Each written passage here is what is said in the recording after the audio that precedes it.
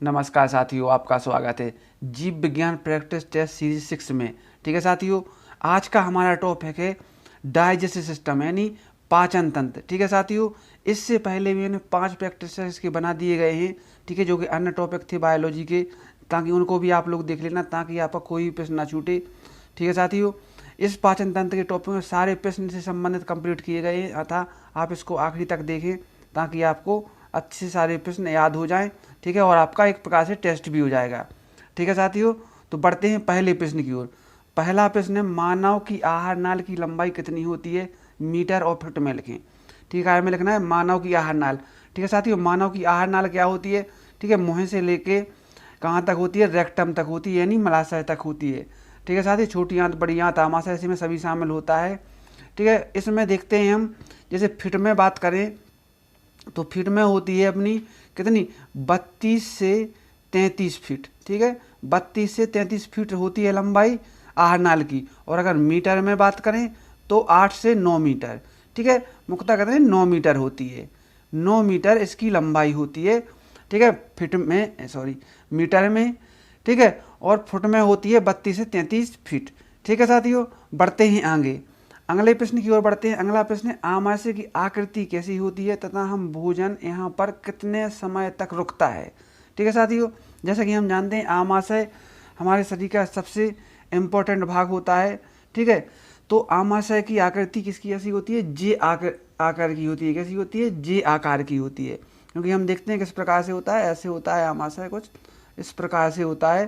ठीक है, तो आमाशय की आकृति जे आकार की होती है।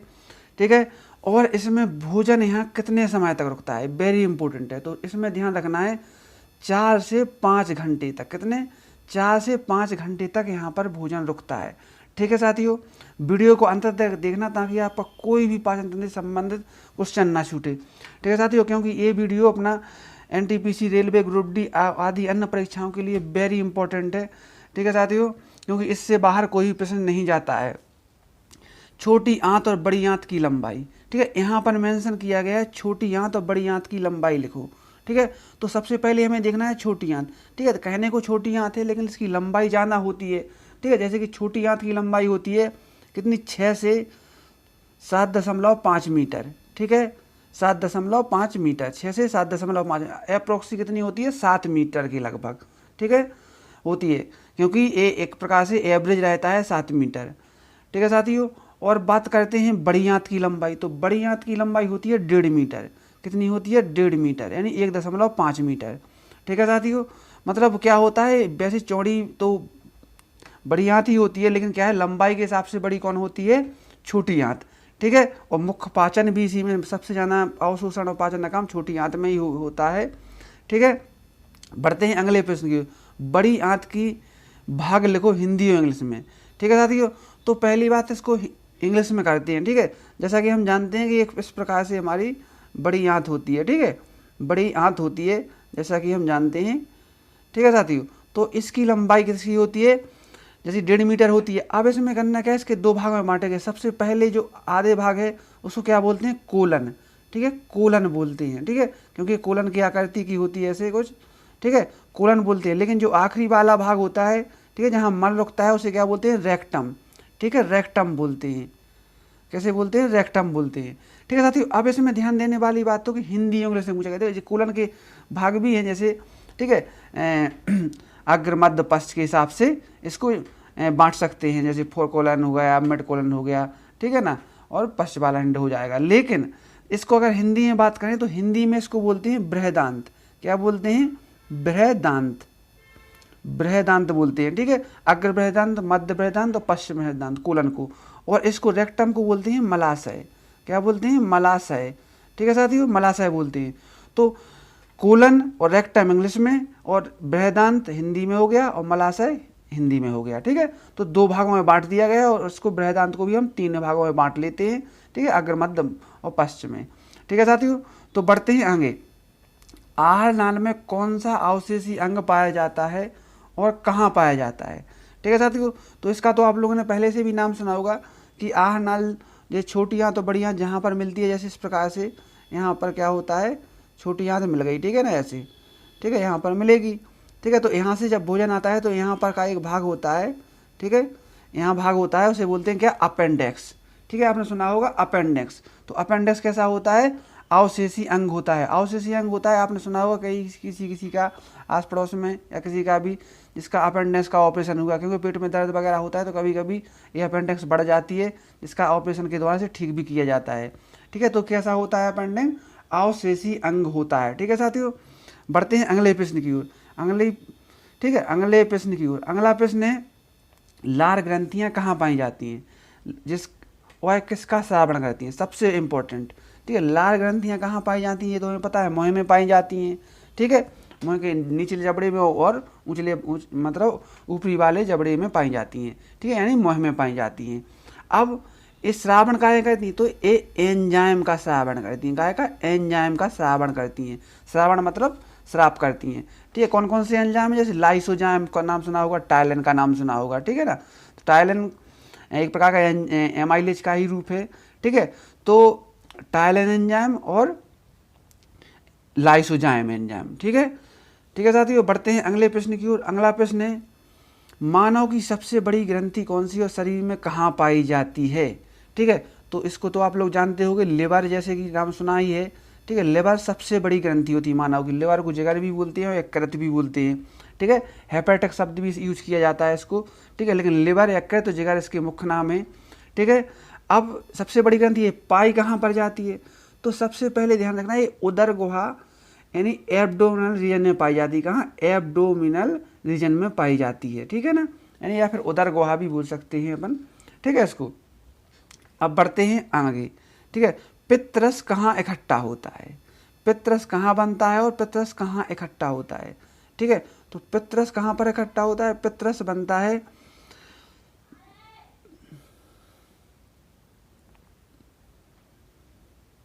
देखो पित्तरस बनता है यकृत में। कहाँ बनता है, यकृत में। दो अलग प्रकार के प्रश्न है, हमेशा परीक्षाएं पूछी जाती है। यकृत में बनता है, लेकिन इकट्ठा होता है कहाँ पर, पित्ताशय में। कहाँ पर होता है, पित्ताशय में इकट्ठा होता है, पित्ताशय में। ठीक है, कहाँ पर इकट्ठा होता है, पित्ताशय में होता है, और बनता कहाँ पर है, यकृत में। ठीक है साथियों, अगला प्रश्न है, ग्लूकोज कहाँ इकट्ठा होता है तथा किस रूप में होता है। ठीक है, तो ग्लूकोज कहाँ इकट्ठा होता है, यकृत में होता है। कहाँ पर, यकृत में होता है। तथा किस रूप में होता है, तो यह ग्लाइकोजन के रूप में होता है। कहा है कि ग्लाइकोजन। ठीक है, ग्लाइकोजन के रूप में होता है। ठीक है, अब साथियों इसमें ध्यान देने वाली बात यह है कि जैसे ग्लूकोज है, तो ग्लूकोज हमारे शरीर को ऊर्जा देने का काम करता है, उसके ईंधन है, तो ये बहुत ही महत्वपूर्ण है।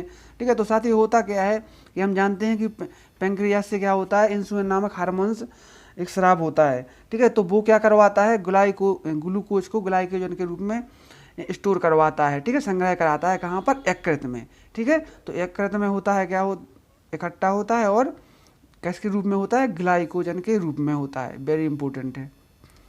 तो साथियों अपना अगला प्रश्न है, पित्तरस की प्रकृति कैसी होती है तथा इसका मान कितना होता है।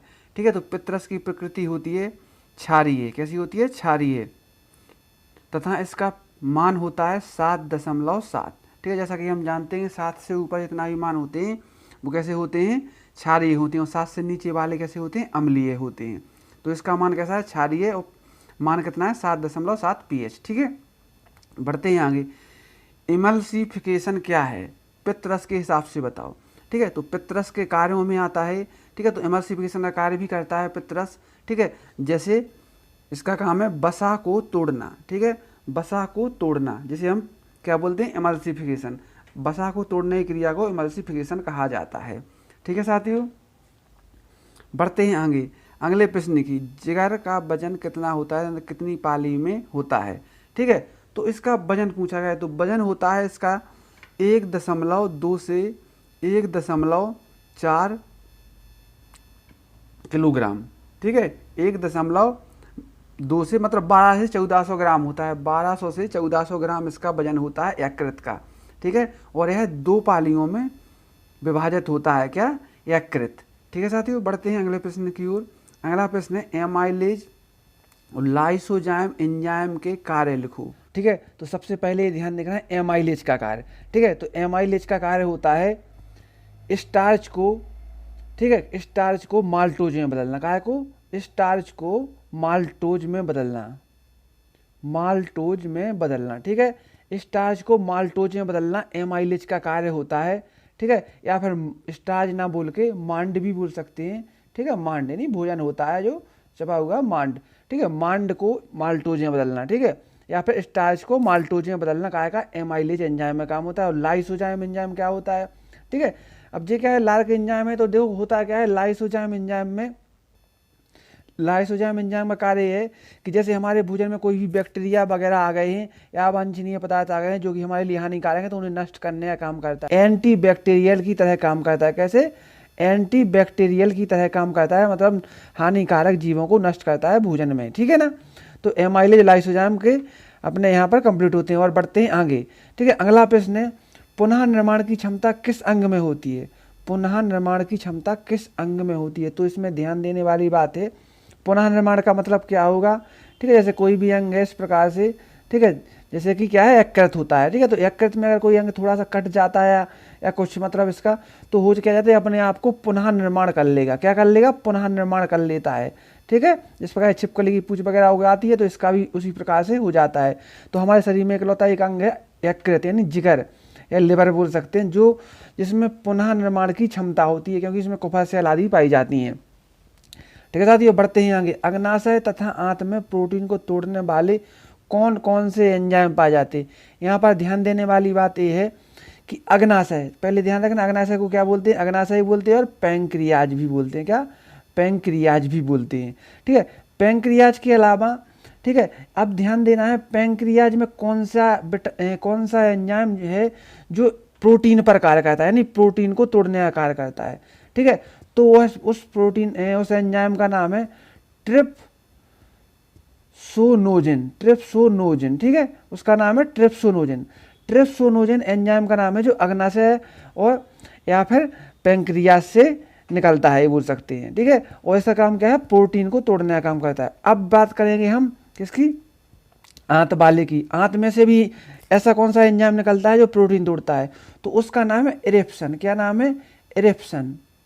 इरेप्सन। ध्यान देने वाली बात है, इरेप्सन मतलब ये है कि ट्रिप्सन और इरेप्सन दोनों प्रोटीन को तोड़ने वाले काम है, ठीक है। अग्नाशय से कौन सा स्राव होता है? ट्रिप्सोनोजन, और छोटी आंत से स्राव होता है इरेप्सन का, ठीक है। इसी तरह से आमाशय में कौन सा होता है? पेप्सन का, ठीक है। और रेनिन होता है, वो दूध की प्रोटीन के लिए होता है, लेकिन वो आमाशय में पाए जाते हैं, ठीक है साथियों।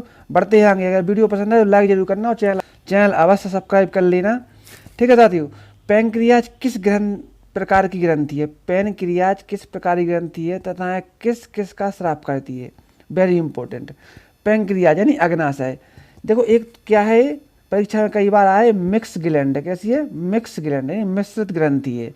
मिश्रित ग्रंथि है पैंक्रियाज, क्योंकि ये अंतःस्रावी और तथा बाह्यस्रावी दोनों की भांति कार्य करती हैं, दोनों के इसमें गुण पाए जाते हैं, ठीक है। अब किस किस का स्राव करती है? ठीक है, तो ये एंजाइम का भी स्राव करती है, ठीक है, क्योंकि ये बाह्यस्रावी की भांति कार्य करती है। हार्मोन्स का भी स्राव करती है, क्यों?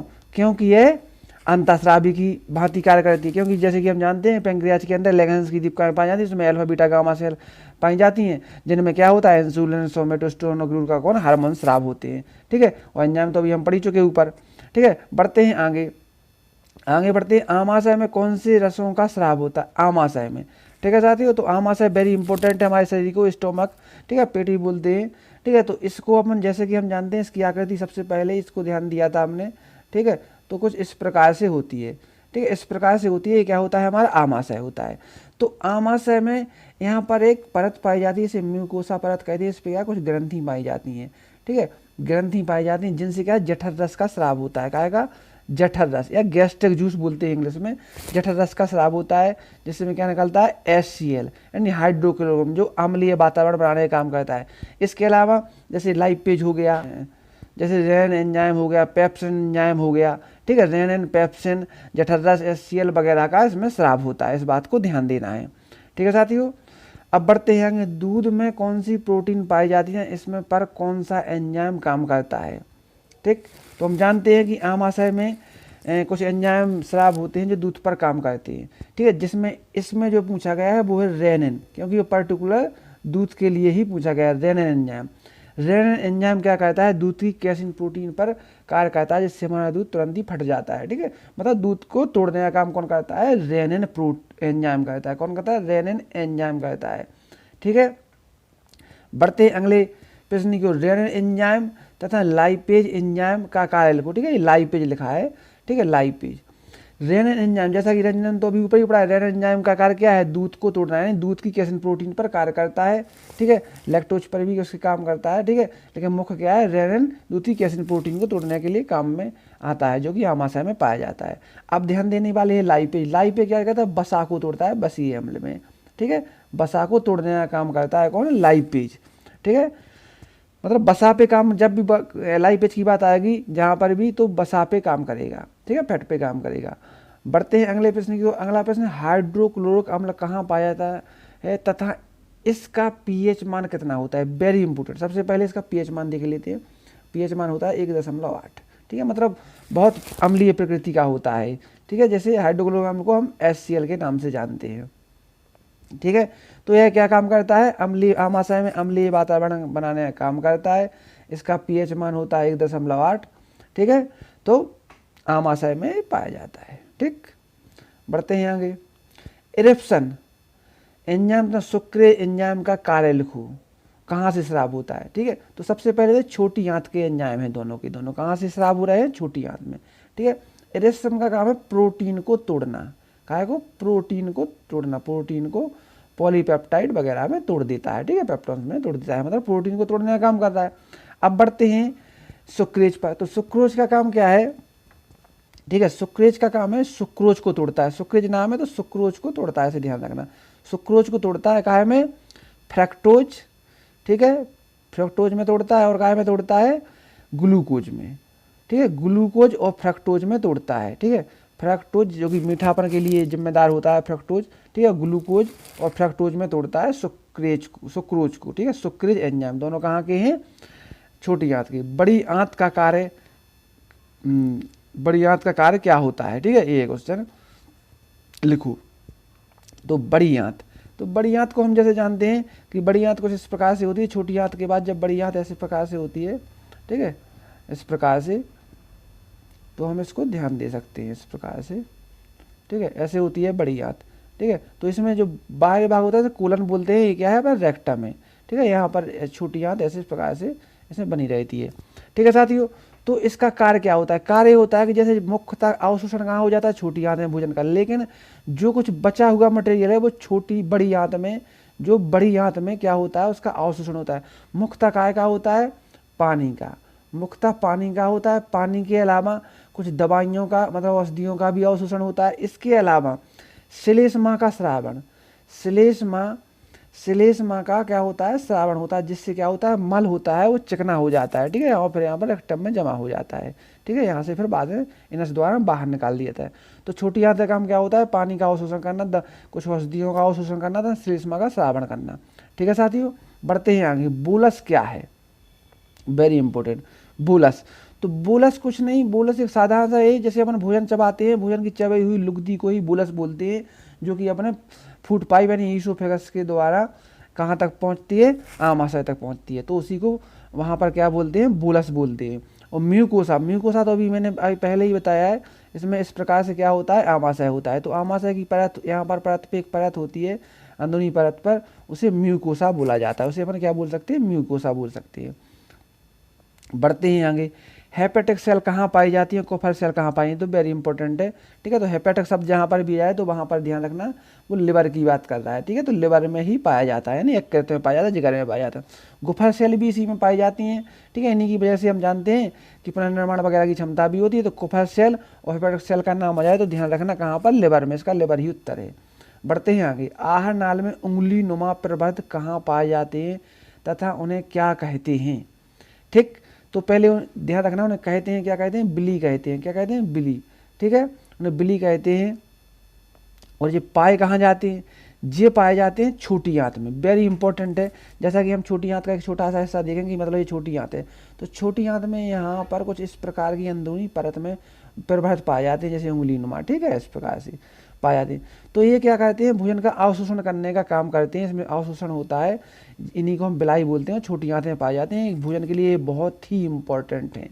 ठीक, आगे बढ़ते हैं। लैंगरहैंस की दीपिकाएँ कहाँ पाई जाती हैं, ठीक है, तथा इसका क्या क्या स्राव करती हैं। ठीक है, तो सबसे पहले स्राव का ध्यान देते हैं। तो हार्मोन्स का स्राव करती है, जैसे इंसुलिन, जैसे कि सोमेटोस्टेरोन, जैसे कि ग्लूकागोन। ठीक है, अब ये पाई कहाँ जाती हैं, तो हम जानते हैं कहाँ पाई जाती हैं। जैसा कि ये क्या है, बना दिया मैंने यहाँ पर एक प्रकार से। ठीक है, सही से नहीं बन पाया है, क्या बन गया है, पैंक्रियाज यानी अग्नाशय। अग्नाशय में कुछ भाग इसका होता है जो अंतःस्रावी की भांति कार्य करता है। तो अंतःस्रावी ग्रंथि को इस प्रकार से छोटे छोटी दीपिकाएँ में रहते हैं, मतलब छोटे छोटे से भाग रहते हैं, इनको लैंगरहैंस दीपिकाएँ बोलते हैं। ठीक है, और ये पैंक्रियाज में पाई जाती हैं। ठीक है, तो पैंक्रियाज में पाई जाती हैं और हार्मोन्स का स्राव करती हैं। फाइब्रोनोजिन तथा प्रोथ्रोम्बिन का संश्लेषण शरीर में कहाँ होता है, तो इनका संश्लेषण होता है। ठीक है, फाइब्रोनोजिन पूरा लिखा है, अलग नहीं है। ठीक है, प्रोथ्रोम्बिन इनका स्राव होता है। स्राव नहीं पूछा है इसमें, संश्लेषण पूछा है। तो संश्लेषण कहाँ होता है, नहीं कहाँ बनते हैं, जो बनती हैं यकृत में। क्या बनती हैं, यकृत में बनती हैं। बढ़ते हैं आगे। आगे प्रश्न है भ्रूण अवस्था में। ठीक है, क्या प्रश्न है, भ्रूण अवस्था। ठीक है, भ्रूण अवस्था में आरबीसी का निर्माण कहाँ होता है, तो भ्रूण अवस्था में यकृत में होता है। ठीक है, यकृत में होता है। यकृत हमारी सबसे बड़ी ग्रंथि है। ठीक है, ये वेरी इंपॉर्टेंट है। यकृत में होता है, प्लीहा में भी होता है। ठीक है, आगे बढ़ते हैं। अंतःस्रावी ग्रंथि और बाह्यस्रावी ग्रंथि हैं, दो दो अंतर लिखो। तो अंतर तो सीधी सी बात है, जैसे हम अंतर को यहाँ पर कह लेते हैं। ठीक है, अंतःस्रावी, तो अंतःस्रावी क्या होती है, नलिका विहीन होती है, मतलब इनकी इन ग्रंथियों में नलिका नहीं पाई जाती है। ठीक है, नलिका नहीं पाई जाती हैं और कहेगा हार्मोन्स का स्राव करती हैं, कहेगा हार्मोन्स का स्राव करती हैं। ठीक है, जो नलिका सहित होती है, इनमें नलिका पाई जाती है, इन वाली ग्रंथियों में, बाह्यस्रावी में। और क्या होता है इनमें, यह एंजाइम का स्राव करती है, यानी पाचन तंत्र में ज़्यादा सहायता करती हैं। एंजाइम में क्या करती हैं, एंजाइम का स्राव करती हैं। ठीक है साथियों, वीडियो पसंद आए तो लाइक जरूर करना, चैनल को सब्सक्राइब कर लेना। ठीक है, ताकि सबसे पहले आपको विज्ञान जी के अन्य परीक्षा संबंधी जानकारी सबसे पहले पहुंच सके। ठीक है साथियों, इंसुलिन, इंसुलिन हार्मोन्स का कार्य लिखो तथा यह कौन सी कोशिका से स्राव कर होता है, मतलब ये कौन सी कोशिका से इसका श्रावण होता है, यहाँ पर ये पूछा है। ठीक है, तो इसका बीटा सेल से क्या होता है, श्रावण होता है ना, बीटा कोशिका से इसका श्रावण होता है। ठीक है, और इंसुलिन का कार्य क्या होता है, तो इंसुलिन का कार्य होता है कि जैसे हमारे शरीर में ग्लूकोज पाया जाता है। तो ठीक है, तो ग्लूकोज हर वक्त तो ऐसा है नहीं कि जैसे ग्लूकोज है तो हर वक्त उसका यूज किया जाए, तो इसको किसी रूप में स्टोर भी होता है हमारे शरीर में। तो होता क्या है, इंसुलिन का काम है ग्लूकोज को ग्लाइकोजन के रूप में स्टोर कराना। ठीक है, तो हमारे शरीर में यकृत में ग्लाइकोजन के रूप में संग्रह करवाता है, ग्लूकोज को ग्लाइकोजन में परिवर्तित करके। ठीक है, मतलब ग्लूकोज को ही ग्लाइकोजन में परिवर्तित करके इंसुलिन हार्मोन्स इसे स्टोर करवाता है, कहाँ पर, यकृत में। ठीक, बढ़ते हैं आगे। बड़ी आंत की लंबाई लिखो, इलियम और ड्यूडेनम किसका भाग है। ठीक है, तो बड़ी आंत की लंबाई हम जानते हैं 1.5 मीटर होती है। ठीक है, और इलियम और ड्यूडेनम किसका भाग है, छोटी आंत के भाग हैं, कहा के छोटी आंत के भाग हैं। ठीक है साथियों, छोटी आंत के। ठीक है, ड्यूडेनम शुरुआती भाग है, इलियम बाद का भाग है। ठीक, बढ़ते हैं अगले प्रश्न की ओर। अगला प्रश्न वेरी इंपॉर्टेंट है, ईसोफेगस क्या है। ईसोफेगस क्या है, इसमें किस प्रकार से होती है, इसमें क्रिया किस प्रकार से होती है। ठीक है, इसमें ये पूछा गया। तो हम जानते हैं जैसे इस प्रकार से एक नली होती है और नीचे क्या होता है, आमाशय होता है। ठीक है, ऐसे तो जो ऊपर वाली जो मुंह से जुड़ी हुई नली होती है यहाँ पर, इसे बोलते हैं, क्या बोलते हैं हम, ईसोफेगस बोलते हैं, ईसोफेगस। ठीक है, ईसोफेगस बोलते हैं, फूड पाइप भी बोल सकते हैं।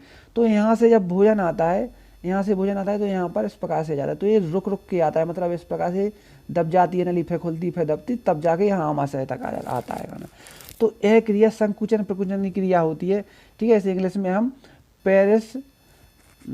पेरिस्टालाइसिस बोलते हैं, पेरिस्टालाइसिस बोलते हैं। ठीक है, या संकुचन प्रकुचन की क्रिया ही बोल सकते हैं। ठीक है, बढ़ते हैं आगे। पैंक्रियाज की एंडोक्राइन ग्लैंड भाग से कौन कौन से हार्मोन्स निकलते हैं। ठीक है, तो जैसा कि हम जानते हैं पैंक्रियाज, ठीक है, यानी अग्नाशय के अंदरूनी भाग से कौन कौन से हार्मोन्स निकलते हैं। ठीक है, तो इससे अंदरूनी से निकलते हैं, देखो, एक तो होता है इंसुलिन, ठीक है, एक होता है ग्लूकागोन, और एक होता है सोमेटोस्टेरोन। 3 हार्मोन्स निकलते हैं मुख्यतः। ठीक है ना, पैंक्रियाज के अंदरूनी भाग से, कहाँ से, लैंगरहैंस की दीपिकाओं से, ठीक है ना। अल्फा बीटा गामा सेलें होती हैं जहाँ पर, उन्हीं से निकलती हैं। ग्लूकागोन हार्मोन्स का क्या कार्य है तथा कहाँ से स्राव होता है, ठीक है। तो ग्लूकागोन हार्मोन्स का कार्य होता है, ठीक है, जैसे अभी अपन ने इंसुलिन का कार्य पढ़ा था, तो इंसुलिन के जस्ट उल्टा होता है इसका। क्या उल्टा होता है, जैसे उसमें क्या हो रहा था, ग्लूकोज का परिवर्तित हो रहा था ग्लाइकोजन में, ठीक है, ग्लाइकोजन में होता है, लेकिन इसका काम क्या है, ग्लाइकोजन को वापस ग्लूकोज में बदलवाना। ग्लूकागोन का काम है वापस ग्लाइकोजन को ग्लूकोज में परिवर्तित करवाना, ठीक है ना, जरूरत के हिसाब से, ठीक। तो बढ़ते हैं आगे। हाँ, और इसमें ये पूछा है इस ग्लूकागोन कहाँ से स्राव होता है, तो पैंक्रियाज के लैंगरहैंस की दीपिकाओं से होता है, ठीक है, एक प्रकार का हार्मोन से। बढ़ते हैं आगे। अगला प्रश्न है, एक लार ग्रंथि का नाम लिखो जो कान के पास पाई जाती है, ठीक है। तो यह वह ग्रंथि है जो सबसे बड़ी ग्रंथि होती है, कौन सी, लार की ग्रंथि पूछी जाए तो। इस ग्रंथि का नाम है उपकर्ण ग्रंथि। क्या नाम है, उपकर्ण ग्रंथि, ठीक है, उपकर्ण ग्रंथि। और इसे बोलते हैं पैरोटिड। परीक्षा में आपको पैरोटिड नाम से ही मिलेगी, ठीक है, इससे भी पूछ सकते हैं, लेकिन ज़्यादातर पैरोटिड नाम से पूछा जाता है।